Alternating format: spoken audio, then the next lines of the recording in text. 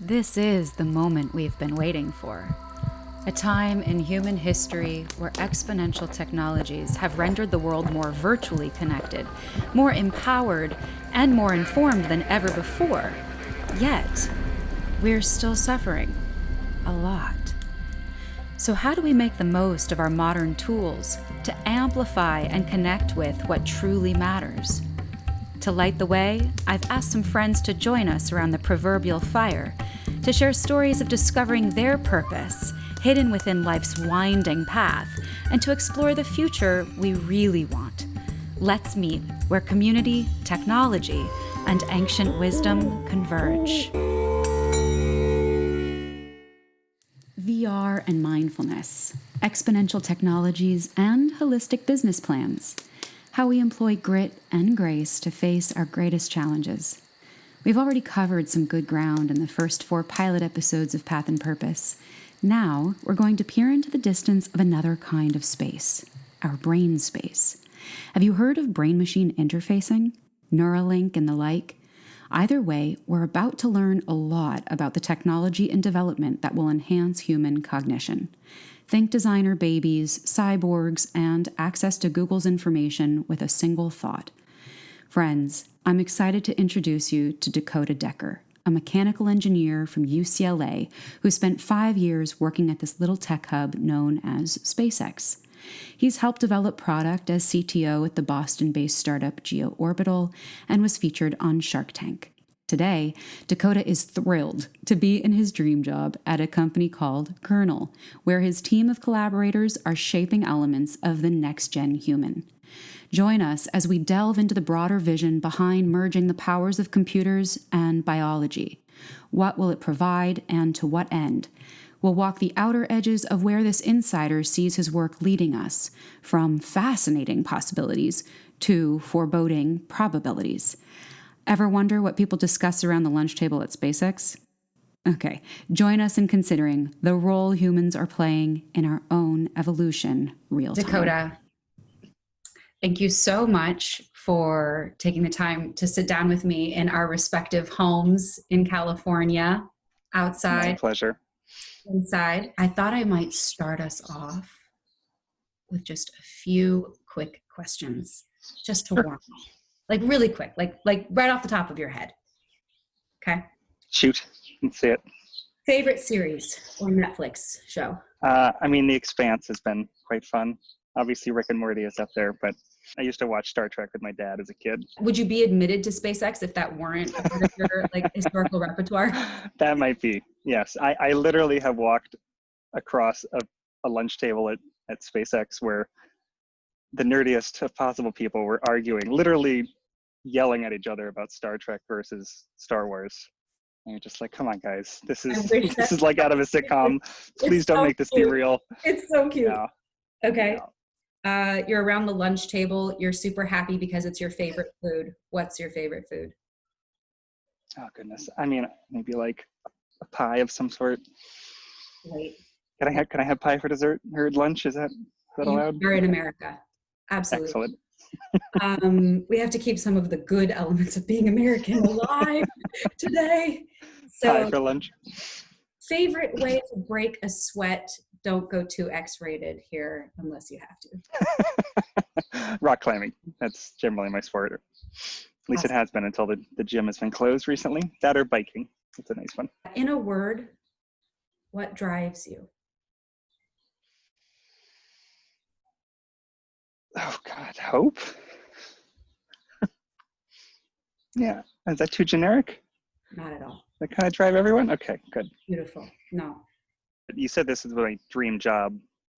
It literally was like before I started at SpaceX, after I graduated with the undergraduate in physics and was going into graduate program, I don't know how I came across this it was called brain computer interfacing back then, but it was like this weird fringe science that honestly it was probably from watching the Borg and Star Trek, but it was this weird thing that was sort of being worked on. There was a couple DARPA projects, there was some research going on in graduate level biomedical degrees, and I thought it was awesome. I really was looking for a program to join that at the time, which was 12 years ago now.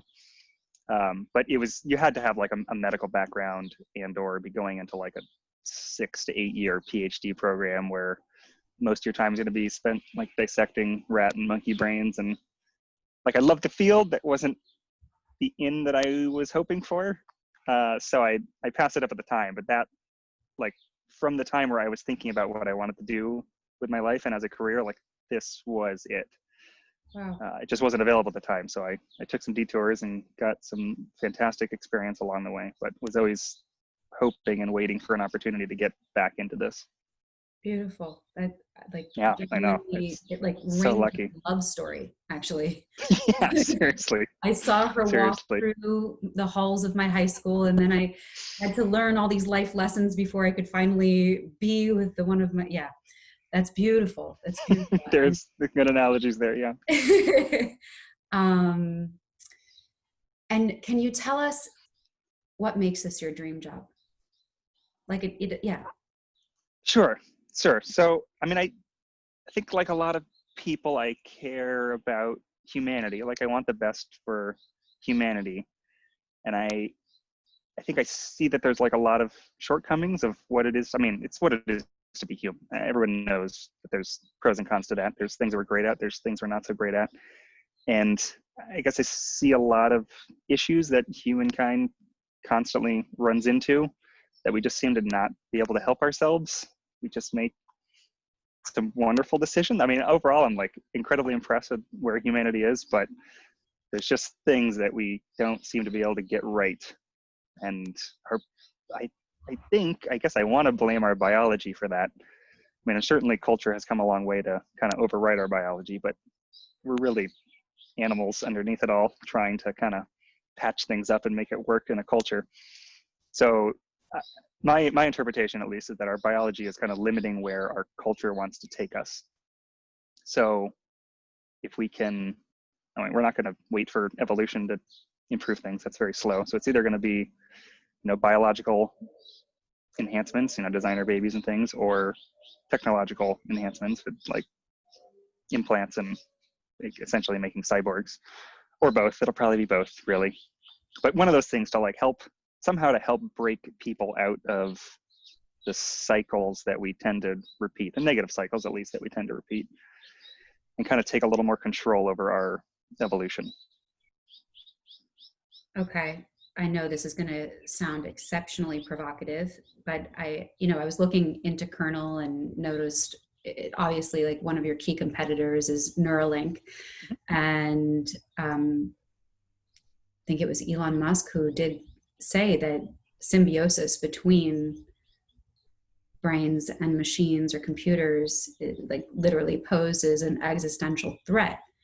And when I hear humanity, actually what I heard in the beginning when we just started was you were saying, this is what it means to be human, being impressed with being human, with how far we've come. And it is stellar. It is impressive. It is gorgeous. The expressions of human intelligence and our creativity and adaptability.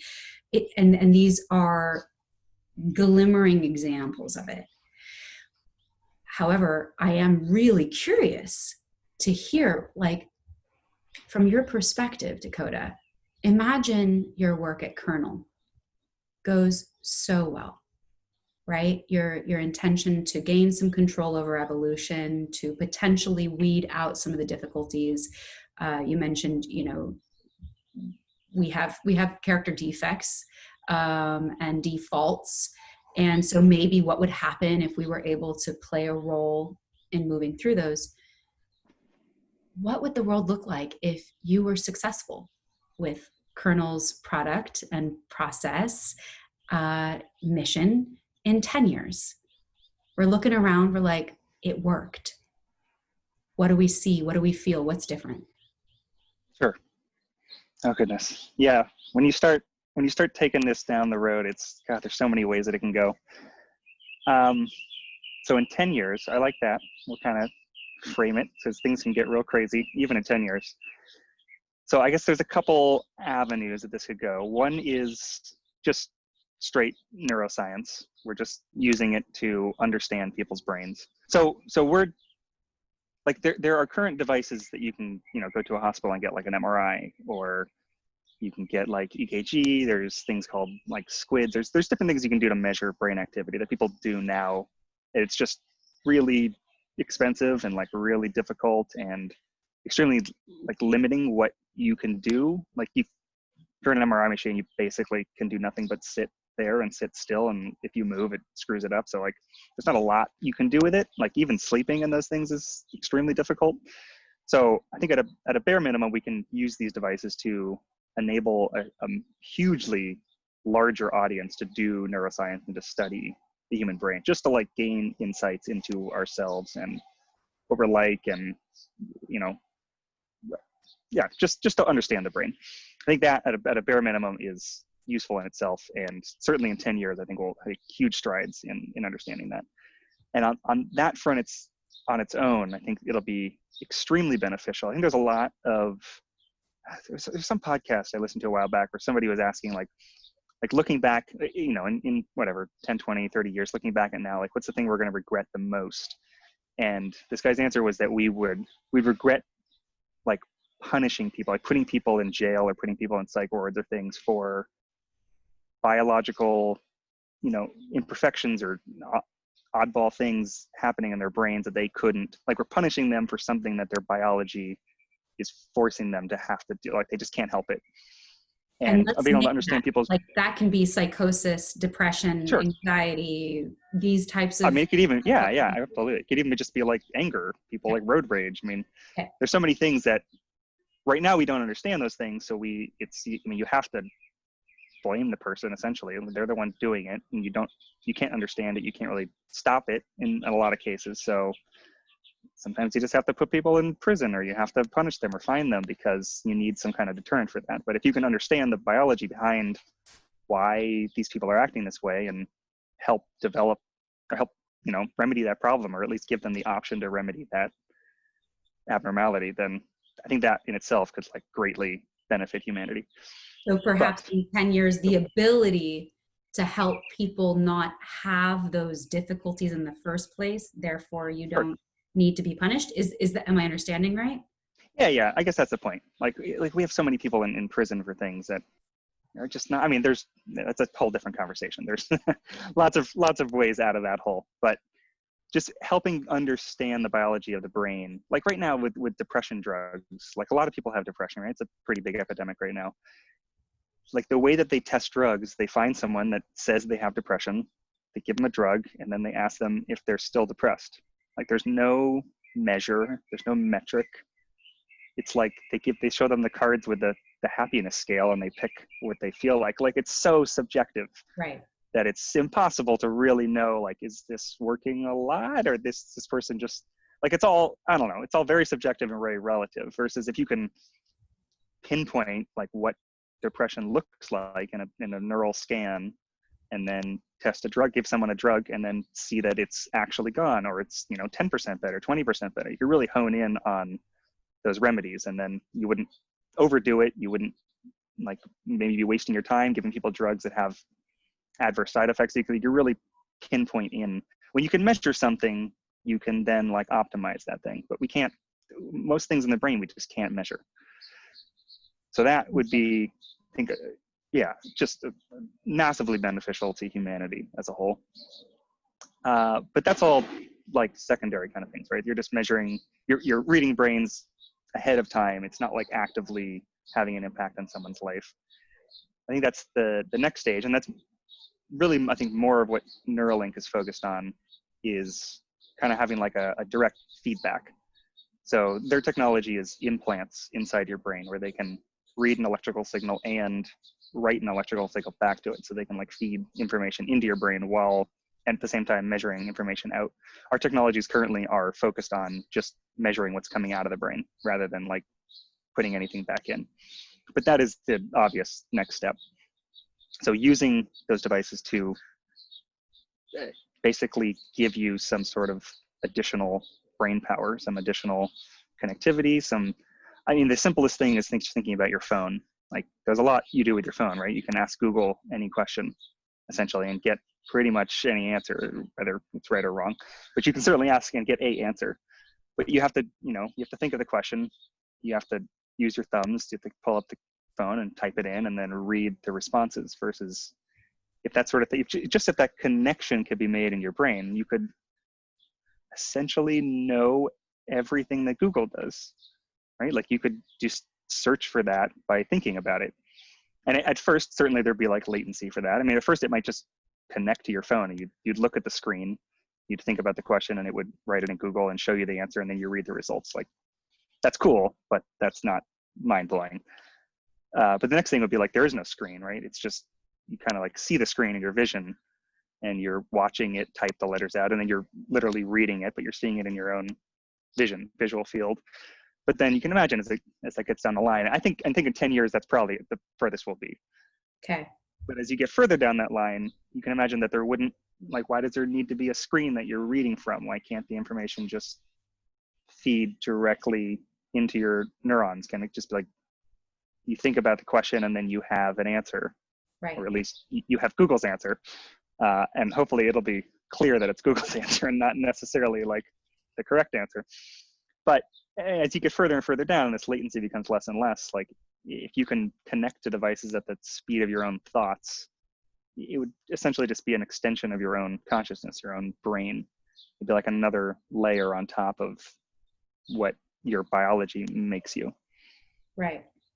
But again, sorry, 10 years. I got way off track there. That is almost certainly not you're 10 years way away. off track, I bet, because what you're describing is within 10 years, it's just a step along the same trajectory. So the Yes. trajectory is heading toward this control of evolution, this ability to augment cognition with technology. So sure, already we have access. I'm staring at a screen that I could use to access the world's information organized for me. Lovely. Then so basically I know what Einstein and all the great thinkers knew, and I could access papers from scientific research on how and why, and just all the world's libraries are practically right at my fingertips. So yes, what would be happening through products like Neuralink and technology like that is just basically making it more direct. It's accessible within my thinking process versus searching process. Okay, so let's imagine we're in that world. Let's just skip a few steps down the line. You have succeeded. Okay. Kernel works. Its dream is fully realized. And now you and I, in a way, do we have the same intellect? Oh, you mean you and me specifically, if we're both using this device? Because we're using Kernel. It's a very fascinating concept. I've had this discussion a few times with my colleagues. So yeah, I mean, this is a touchy subject as it is, but the science that I have read has implied that your genes do have an impact on your capabilities in life. I mean, certainly that's the case in physical attributes, right? Some people are taller than others, some people are bigger than others. Mental IQ seems to be the same way. So there's at least like a maximum that kind of you can achieve. No one's ever going to achieve that maximum. And as you go throughout your life, your environment allows you to get to whatever your max was or less than typically. But with these devices, that maximum, we might have something, let's say your IQ is 120 and mine's 110. You're going to be 10 points higher than me. You're very kind. You're very kind. Wow. Yeah. Okay. So obviously, yeah, you're going to have a head start in that. You're going to be, roughly 9-10% ahead of me. If we have a device that improves both of our IQ by 10 points, then I'm at 120, you're at 130. The difference is slightly smaller, right? It's not a big difference, but it's 8 or 9% instead of 9 or 10%. But if you add 100 points, like now our 10% difference becomes negligible. If you had 300 points, 1,000 points, like at some point, yeah, we are on a completely even playing field. It's very much the same with like a phone. If right. You can Google things just as well as I can Google things. Like it doesn't make any difference. And as long as I know how to use my thumbs, it levels the playing field. And what I can imagine, where I think my question is a little faulty, is that with just the step that I was narrowing in on, the ability to access information, that's data. Each of us have access to the same data. Great. Sure. We don't have the same processor. We don't have the same actual anatomical machinery, if you will, or capabilities, as you put it. So your ability to interpret that data and use that data will be one way, and mine will be another, based on my life experiences, epigenetics, etc. Now let's imagine things continue, right? Not just in the development of machinery that allows me to access the same data immediately in the same way you can. But now we've used Kernel to measure how my brain is functioning, and I'm realizing I've got trauma here. We could fix that here, anxiety there, a little depression here. Okay, we're at this range now. We're going to have some goals. I'm going to get up. We're going to have some standards, universal standards for health functionality of the brain, Sure. emotional well-being, optimal, etc. Is it true or right for me to go like, that's probably our trajectory? That's what we're imagining, is like, let's imagine the universal standard of well-being and intelligence and health. I mean, is that That's just a question. That's a question. I think yeah, I mean, you definitely get into the ethics realm real quick, but I predict that that's where we're headed. Or at least people are going to have the option, right, to have these upgrades, to have these implants. Upgrades is up for interpretation as well, but have these augmentations. And I don't know, generally when people are given choice, they go with technology pretty much every time. Like, I don't think the government's not going to force people to get brain implants, most likely. But I think if your neighbor or your classmate or your colleague is starting to have these abilities and they're like clearly outperforming everyone else, like, right, you're going to feel inadequate. You're going to want that. Just like someone gets the new iPhone, some reason everyone else feels inadequate, so they have to upgrade as well. I don't know, it's a natural, humans always want more, and they always compare themselves relatively to their surroundings and their peers. So I think it's inevitable to go that way. I guess I'm going to get off track here a little bit. I think the thing that like is the most worrisome for me on this is that obviously technology costs money. Like, phones are relatively cheap. Most people can have at least a smartphone. Yeah, I understand. But most people can have at least a smartphone. They might not have the latest and greatest, but most people can kind of get to that baseline of having a phone. But these devices, certainly for a while at least, are not going to be that cheap. So if you're extremely wealthy and I'm in poverty, I'm probably going to get nothing, or obviously like the bare minimum, or maybe a couple generations old. And a couple generations old might be the 10% or 10 points of IQ improvement, versus you might be at the 200 points improvement in IQ. And then there's this weird dynamic where people that have the socioeconomic advantage, who generally think they're better, will actually be measurably better in many ways. Like, they already get a better education, which might put them slightly ahead of people, but now they're legitimately have twice the IQ of the average person. And then that might give them an advantage to make more money and get more ahead. And then they or their kids can get even further ahead. And that discrepancy of cognitive ability might real quickly cause a chasm. I could see that one spiraling out of control real quick. So I really appreciate your candor and going with me here into this imaginal realm, because we are on the pressure point for me of why this podcast and this conversation matters so much to my heart.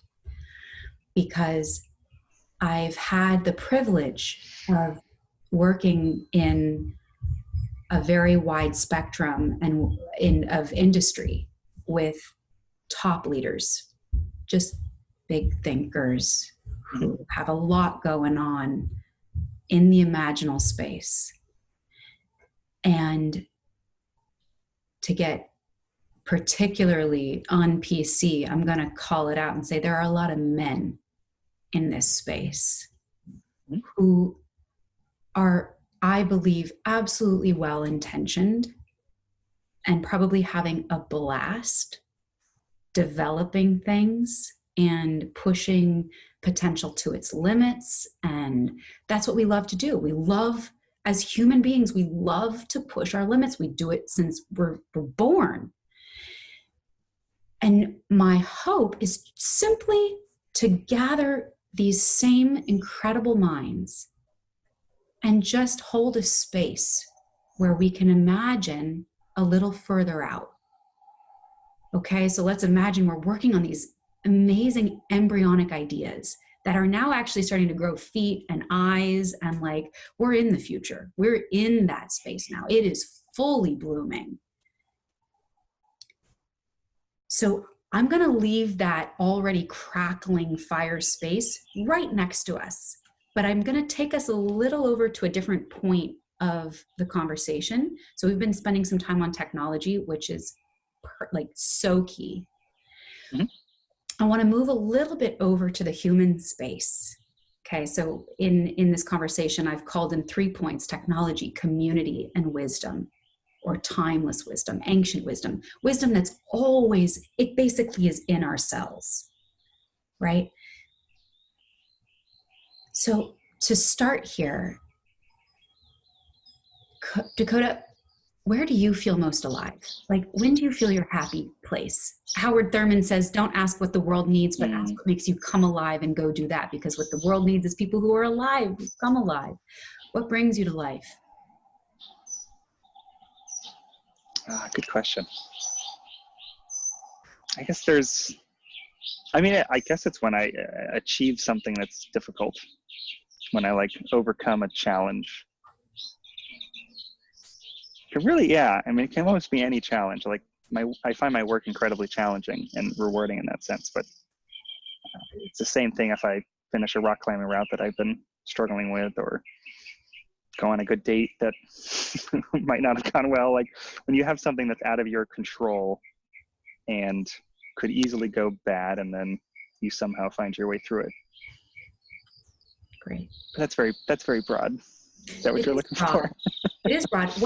What's one moment today that was like a particularly sweet moment, or like you look back, you're like, today that was that little yummy spot of the day so far? Sure. Well, I can't share too much intellectual property, I guess, but yeah, there was a work challenge today, something that had been plaguing the sensors that we're building, and I guess we thought it was going to be a very difficult thing to solve, and I just tried the simplest possible, just like found something that was sitting on my desk and applied it to this problem, and it worked like immediately. It was just like, it was a challenge that everyone on the team was like, ah, shit, this might be like really difficult. And then like 20 minutes later, I came back with a solution. I was like, oh, wow, that's fantastic. Finding simple solutions to difficult problems. Awesome. I don't know. I just love solving problems. I love it. I love it. It's so true. It's so true. I see it in your face. That's beautiful. I'm going to ask kind of the opposite. When do you feel sort of dull or heavy or slow or tuned out? Where do you stop? Where do you start to feel that lifeless energy?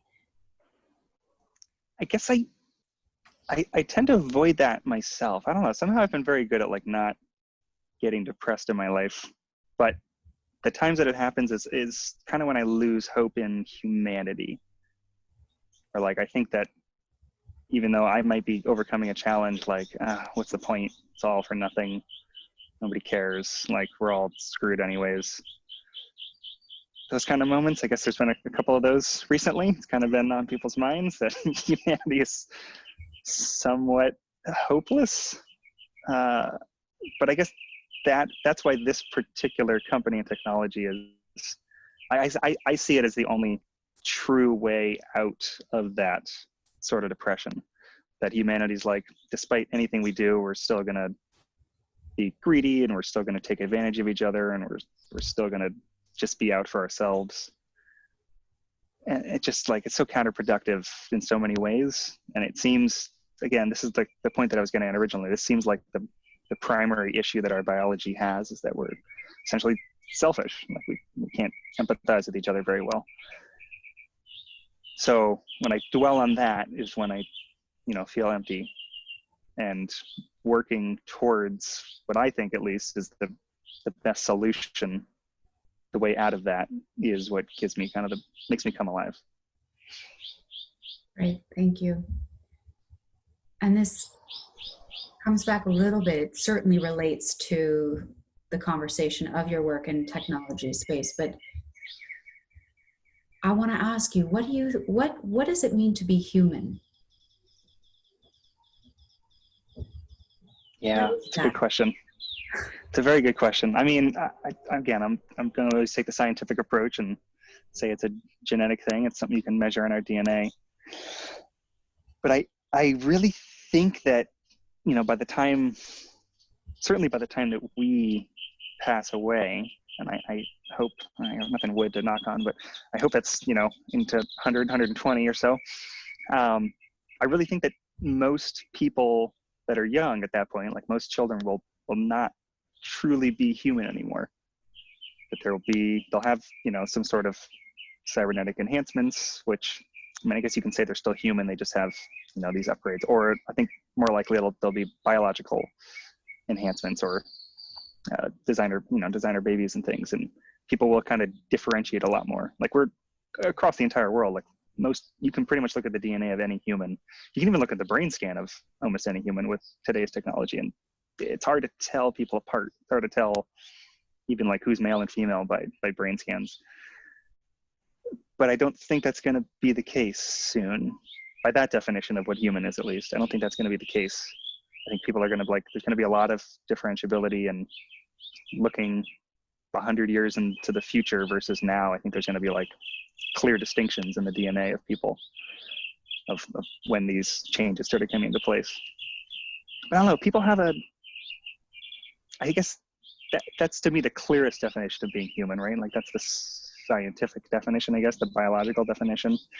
But I think people have another definition, which they really care more about. It's more like the feeling of people being human. It's like that, the emotional connection. It's, it's making mistakes. It's having these kind of shortcomings that we were talking about. Like, I don't know, you watch like Disney movies and things, and you can relate to a robot. I mean, there's even robots that are made now that are like, these cute sort of things that have these weird facial expressions, and like people can really relate to that on an emotional level. And it feels, I don't know, maybe human's not the right word, but it in a way, it does feel human, right? It feels somehow like you're connected to that in a deeper way than just DNA. So then, yeah, maybe the DNA is not, I don't know. I guess I'd like to think that the DNA doesn't matter as much. Like, what it is to be human is what our culture has created and what our culture will create. And whether that's biologically, average humans like we are now, or some enhanced version, or even if AI takes over and we don't even exist anymore, like if it's perpetuating the ideals of our culture, at least on the trajectory that it is now, and takes that somewhere, like I feel like that kind of essence of humanity, that spirit, will live on regardless. That's my optimistic approach to things, at least. But yeah, but I think, yeah, I like that a lot. I think scientifically, I think humans as they are now are pretty much on their way out. I think I've come to terms with that one. But I think there's something deeper and more important that we represent that will not be easy to extinguish. Thank you. Where does your lineage come from? Where are your ancestors from? My ancestors? I had ancestors on the Mayflower, so I'm about as American as they come. American and then some Canadian, but very much here. Although I did the 23andMe. I am more Neanderthal than most, so Northern European, and then yeah, you can tell when you see my hair. That was a response I was not expecting. I was thinking, a little Scandinavian and or what have you, some European blend. You said ancestors. You left it open. No, it's taking it all the way back. It's perfect. This was interesting when I was listening to you define what it means to be human. You said, I think of it like this: anatomy, DNA, et cetera. And then you go, but people think of it more like this. And I heard you almost separate yourself from people. And Sure. that's really interesting, because what I'm also wondering, and this is with fascination and in transparency, perhaps slight fear, that do you feel, because, and I'm asking you this, like, Dakota, as a woman, as a person, as someone who I certainly want to make a family. I want to make a home. I studied cultural anthropology. I dance. I love this earth. I like talk to trees, literally. So I also love pushing limits. I also love learning. I also love that there are people going into universes that do exist, that we're discovering through our mind. Do you feel like the people within the companies you've worked with, the company you keep, is it already a different type of human that you're with? Are these different types of humans creating the nearly cyborg, like the blend of machinery? This is an intuitive question. I have not researched this. I don't have anywhere I'm trying to take us. I'm actually sitting in front of you and I'm wondering back, I'm not even in front of you. I'm in front of my screen, but I'm looking at you. And I would have such a different definition of human. And so it's fascinating to me. So you're saying the people that are working on these things, is that like a self-selecting group? Right. That has maybe not a perfect bisection of mentalities that humanity as a whole has. What do you think? Yeah, absolutely. Yeah, 100%. I mean, people that get real into science, and I think especially people that become like really wealthy, influential CEOs, there's definitely a level of disconnect. There's a level of like maybe being a slight, at least on the spectrum, sociopath. And I think it kind of has to, like, to keep so many things straight. Like humans, we grew up, like, we evolved in tribes, right? Of like maybe a couple hundred, probably more likely 50 to 100 people. Like you're talking about the CEO of Airbus, like how many people is this guy responsible for? Like his boardroom probably has 50 people in it. The company's like, good God, 150,000 people. Right? Like humans are not meant to deal with that. They're not meant to deal with those numbers. You can't empathize with 160,000 people. Humans just can't do it. You can't know those people. You can't, I mean, you can care about them to a surface degree, but you can't like really care about them. You can't be close with that many people.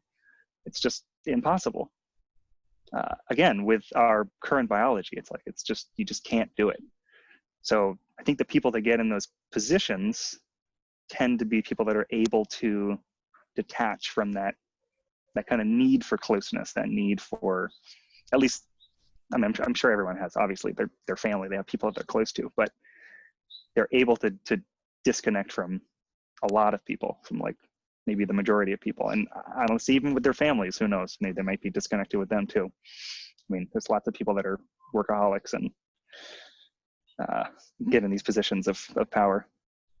So yeah, no, it's certainly a select breed that gets into these sorts of things. And then there's just like, obviously more analytical minds are attracted to engineering, and then you go through years of studying engineering and takes your analytical mind and makes it more analytical, and kind of pigeonhole yourself down that rabbit hole, I guess. So yeah, it's definitely a concern if this group of people is the one that's kind of leading the trajectory of humanity.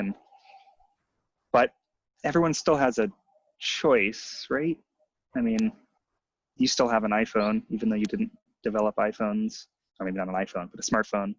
Like you're on a computer right now. Like everyone has the choice to accept these technologies or not, for the most part.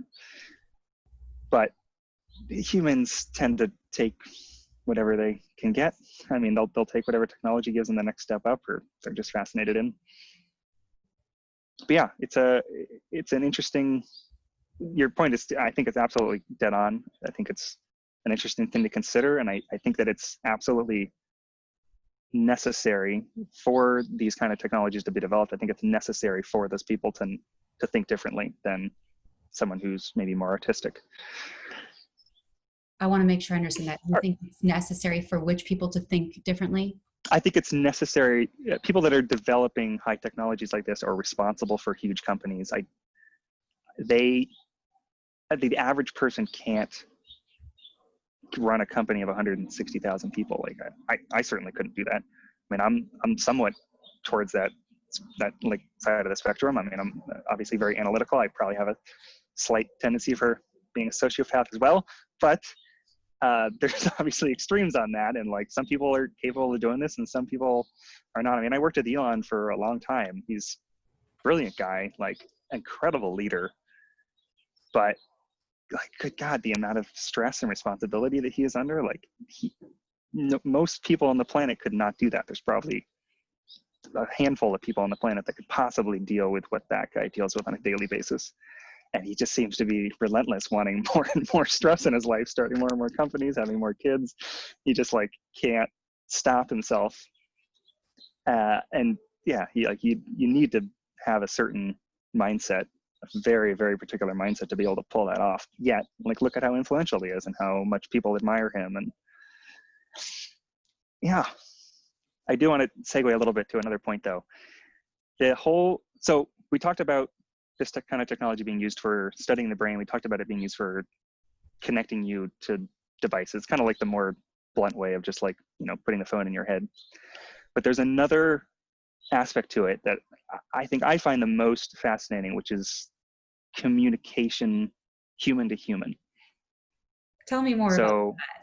Yes. Now you're I mean, it's really called brain machine interfacing. So yeah, you get caught up on like the brain to the machine part, but if I'm communicating to a machine and then you're also communicating to a machine, I mean, machines are quite good at communicating with each other. Humans are mediocre at communicating with each other.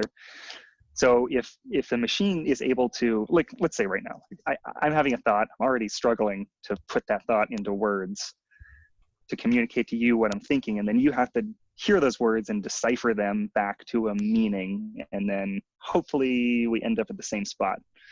But there's a couple steps in between, and it's certainly slow. And we never quite know if the thought that you end up with is the one that I was trying to transmit in the first place. But if you can start breaking down those barriers, if you can, using this technology, get your communication to a machine to be clearer than you can speak with your voice, then I can put that thought into some data stream.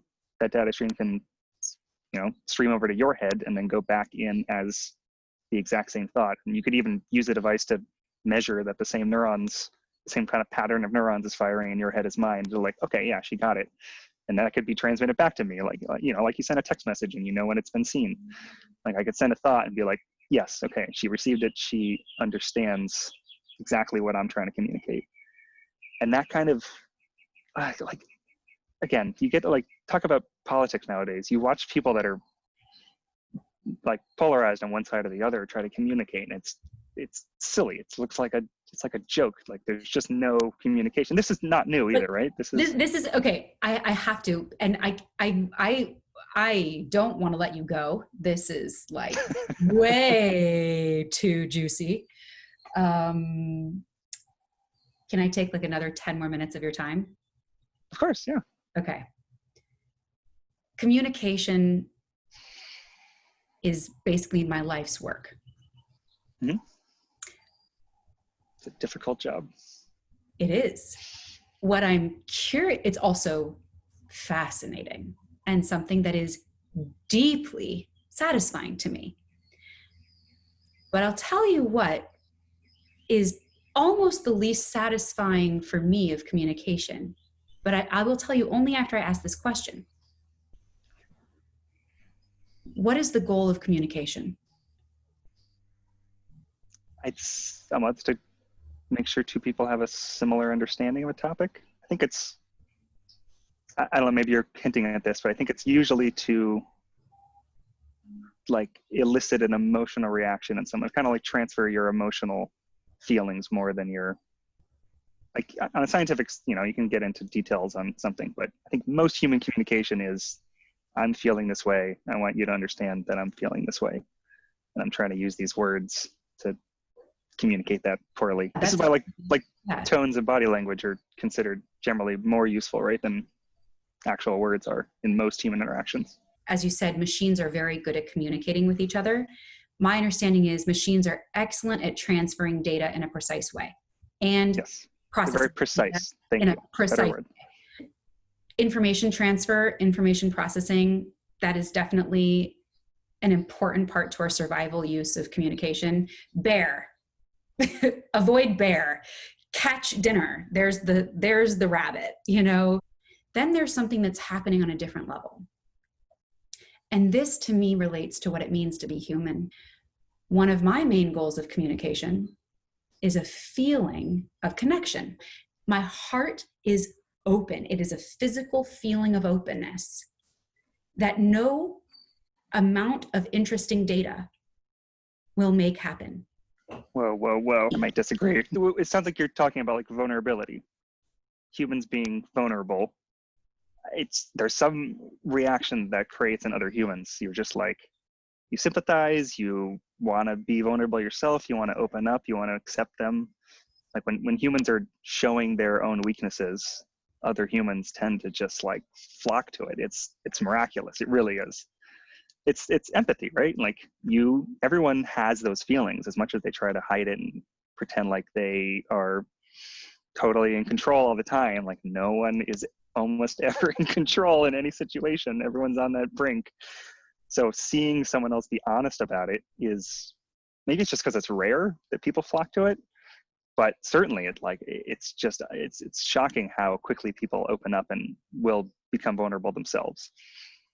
And I think this is the reason why, like, when lots of people, like, again, when talk about politics, like they're not being vulnerable. They don't care what the other person feels or thinks, really. They're just being like combative and forceful and acting like, I know everything, you're wrong, let me explain why you're wrong. Versus like, hey, we both want to like live in a happy society. Nobody knows how to make it work. Like, let's figure out how to make it work. Like we're all in this together. Like that kind of communication is so much more effective.